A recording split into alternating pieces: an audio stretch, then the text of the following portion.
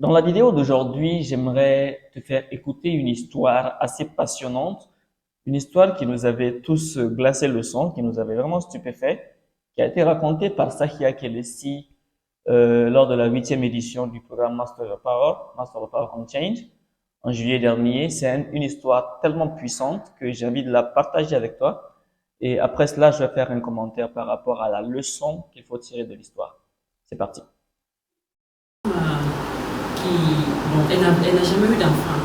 Seulement, elle a éduqué son petit frère cadet. Elle était vraiment âgée, elle n'avait pas d'enfant. Elle a pris son petit frère en charge, elle a payé les études et tout. Il était revenu, il a trouvé un boulot dans une banque. Un temps, elle travaille dans une société où souvent on leur fait des bilans de santé. Au cours d'un bilan de santé, on dit qu'à cette dame, elle avait un cancer et qu'elle devrait être évacuée. Elle n'avait pas assez d'argent parce qu'elle avait construit tout ça là. Là, elle allait faire son petit frère une avance. Parce qu'elle dit que c'était même pas cadeau qu'elle avait demandé. Avance. Une avance, un prêt par exemple. Mais le petit avait carrément refusé.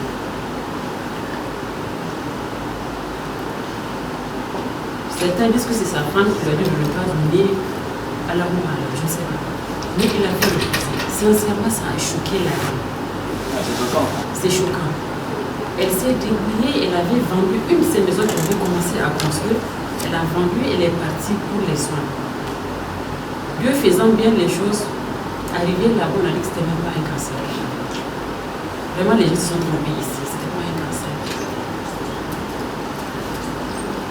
Elle était revenue et ça a pris vraiment sa relation avec son fils. Ça avait pris un coup sur la relation. Elle était un peu froide avec lui. Peut-être 2 ans après, et lui, il se retrouve dans un autre problème. Il était dans une banque, il a fait un détournement. Maintenant, il se retrouve vers la soeur. J'espère qu'elle a aidé. Je vous assure qu'elle a aidé. Voilà. On l'applaudit, hein. Elle a aidé. Si elle avait pris la relation, si elle avait pris la relation comme elle marchait, elle ne l'aurait pas aidé. Elle a aidé. Et sincèrement, ça nous a tous étonnés. Beaucoup ont dit qu'à ta place, je ne ferai pas ça. À ta place, je ne ferai pas ça. J'espère que tu as aimé la vidéo. J'espère que tu as vraiment apprécié l'histoire qui a été racontée par Sakia.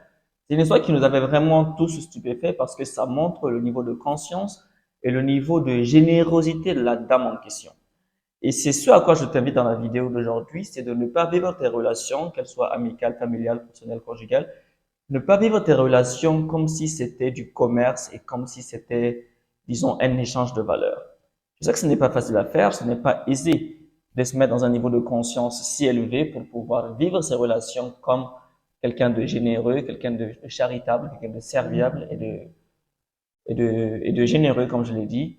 Mais je t'invite à ça, je t'invite à comprendre la psychologie de la dame, je t'invite à élever ton niveau de conscience pour comprendre que tu es là pour apporter de la valeur et non pas pour être égoïste et faire des échanges entre griffes commerciaux.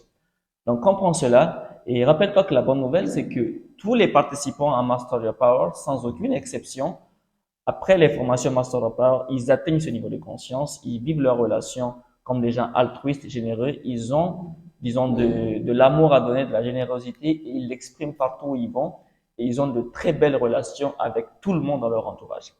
Donc, si cela t'intéresse, on se dit au 24 décembre, dans une semaine, pour la 12e, autant pour moi, édition de Master Your Power, la dernière de l'année et la dernière à ce prix-là, 5000 francs CFA, si tu as le temps, si tu as l'argent. Rejoins-nous et tu vas vivre la plus belle expérience de 2022. C'est une promesse. C'est vrai que c'est un peu audacieux, mais tu vas aimer quand même.